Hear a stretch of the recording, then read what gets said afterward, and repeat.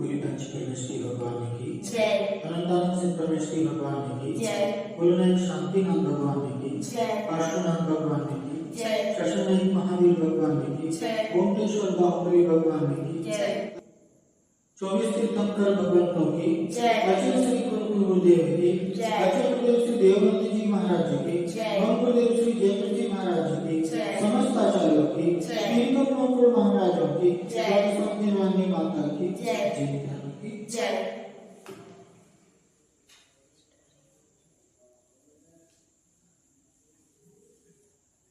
पिछले दिनों हम लोगों ने विनम्रता और धन्यवाद आदि के संबंध में जाना।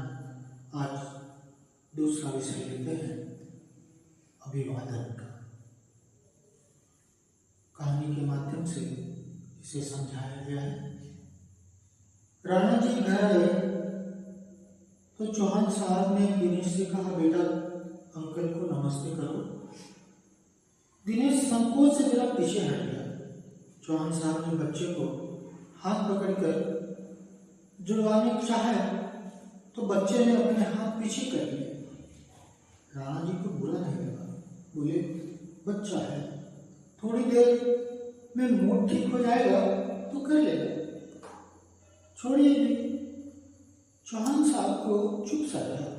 उन्हें लगा कि राणा जी के बच्चे तो हमारे पांव छूते हैं, उन्हें कभी कहना नहीं पड़ता। इधर हमारे बच्चे हैं कि कहने पर भी नमस्ते करने को तैयार हैं। मनी मन चौहान साहब खींच गए।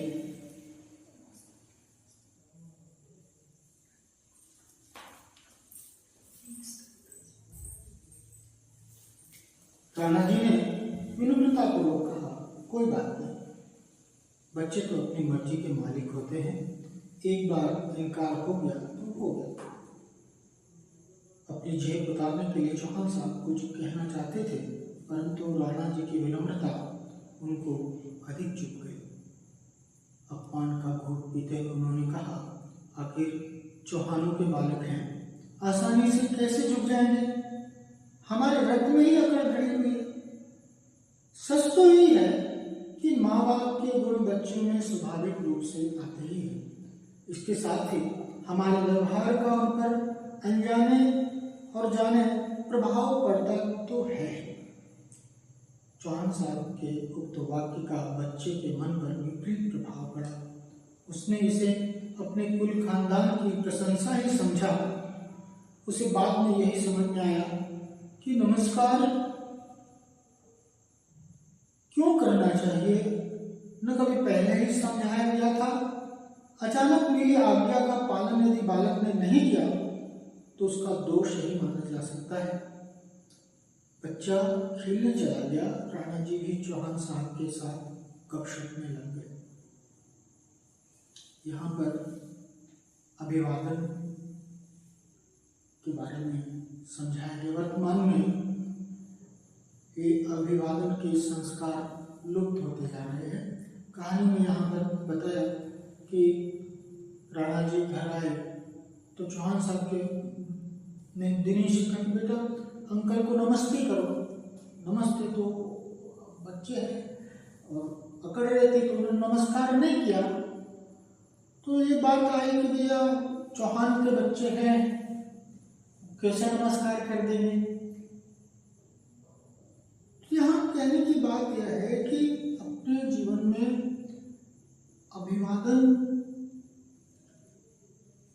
होना चाहिए। एक दूसरे का अभिवादन हमारी उपस्थिति का एहसास कराता है।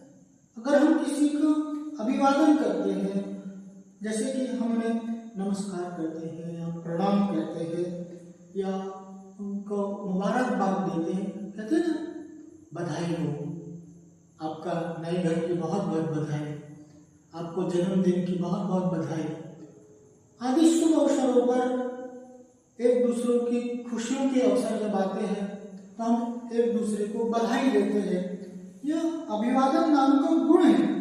किसी को दंडवत प्रणाम करना, साष्टांग प्रणाम करना, चरण स्पर्श करना, झुककर उन्हें नमस्कार करना, यह सब अभिवादन के अंतर्गत ही आते हैं और ये औपचारिक और अनौपचारिक रूप से दो प्रकार के होते हैं। किसी से हाथ भी मिलाते हैं, हेलो कहते हैं, नमस्ते करते हैं, सिर झुका करके उनसे बात करते हैं।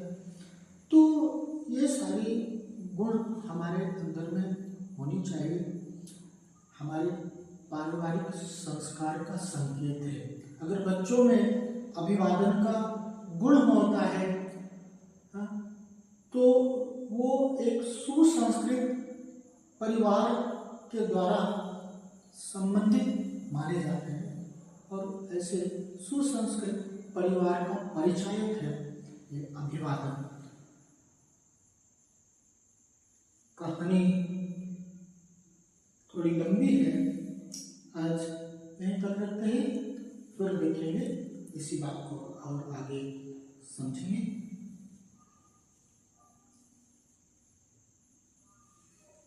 बोली कंच परमेश्वरी भगवान की जय, अनंतानंद से परमेश्वरी भगवान की जय, मूलनायक शांतिनाथ भगवान की जय, पार्श्वनाथ भगवान की जय, शशनायक महावीर भगवान की जय, ओमटेश्वर बाहुबली भगवान की जय, 24 तीर्थंकर भगवंतों की जय, आचार्य श्री गुरुकुल गुरुदेव की जय, आचार्य गुरुदेव श्री देवव्रत जी महाराज की जय, ओम गुरुदेव श्री जयवीर जी महाराज की जय, समस्त आचार्यों की जय, तीनकम नौ महाराजों की जय, बलसम निर्वाणी माता की जय, जय।